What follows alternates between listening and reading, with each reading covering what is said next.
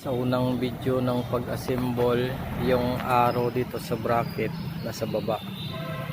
Ngayon nilagay natin dito siya sa taas.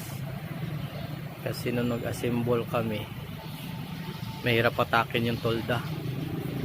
Testing natin lagay sa taas. Yung may arrow pababa.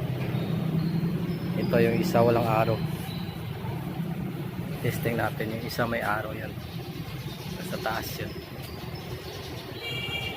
Testing natin yan kasi nung pag-assemble namin na tinuro nila yung arrow, yung may arrow na to, ito yung may arrow sa baba nakalagay pero mahirap atakin yung tolda. Testing ko lang na ilagay sa taas yung arrow, yung may arrow na siya, yan yung may arrow. Testing ko ilagay sa taas para baka hindi mahirap atakin yung tolda.